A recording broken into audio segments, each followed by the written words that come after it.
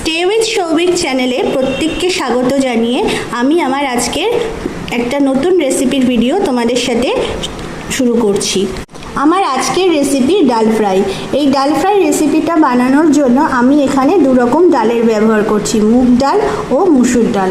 মুগ ডাল আর মুসুর ডালটাকে ভালো করে ধুয়ে পরিষ্কার করে জল ঝরিয়ে একটা থালার মধ্যে নিয়ে এরকম করে সরিয়ে রেখে দিয়েছি, যাতে করে এর জলটাও মরে যায় আর ডালটা বেশ সুন্দর ঝরঝরে হয়ে যায়। এবার এখানে আমি নিয়ে নিয়েছি একটা কড়াই, আর কড়াইয়ের মধ্যে আমি ডালটাকে সুন্দর করে নেড়ে একটু ভেজে নেব। আমার কিন্তু এখানে ডাল ভালো করে শুকনো খোলায় ভেজে নেওয়া হয়ে গেছে।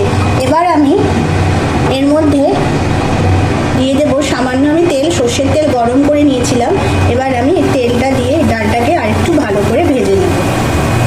ডালটা ভাজার সময় আমি দিয়ে দেবো সামান্য পরিমাণে ঘি, এতে করে কিন্তু খুব সুন্দর একটা গন্ধ আসবে।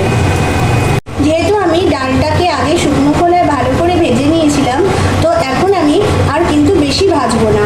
আমি সামান্য তেল দিয়ে আর সামান্য ঘি দিয়ে, দেখলে তোমরা খুব সামান্য 5 থেকে 10 মিনিট ডালটাকে একটু ভেজে নিলেই হবে।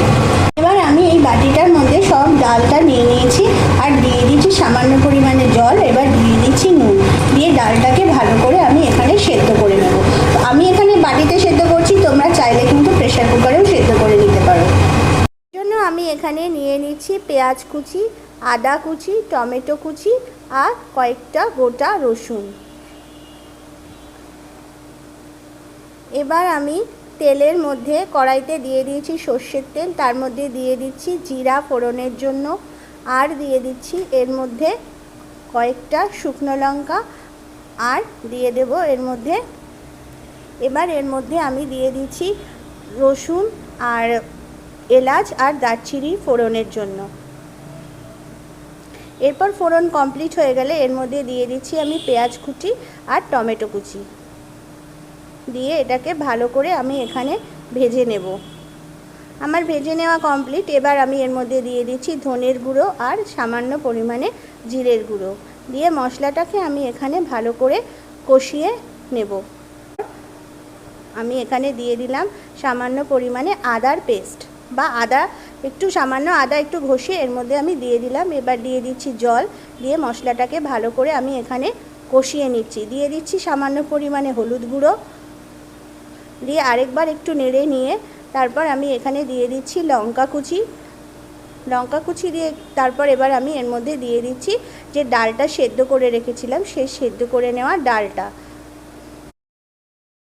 এখানে কিন্তু আমাদের ডাল ফ্রাই একদম রেডি সার্ভ করার জন্য। তাহলে বন্ধুরা, তোমরা দেখতে পেলে আমি ডাল ফ্রাই রেসিপিটা কিভাবে বানালাম।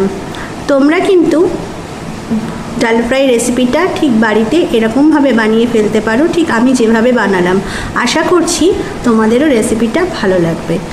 তোমাদের প্রত্যেককে অসংখ্য ধন্যবাদ আমাদের এই ভিডিওটা দেখার জন্য এবং আমাদের ভিডিওকে লাইক দেওয়ার জন্য। এইভাবেই আমাদের পাশে থেকো, আর আমি আবারও আসবো নতুন রেসিপি নিয়ে। আর আজ এই পর্যন্তই, টাটা।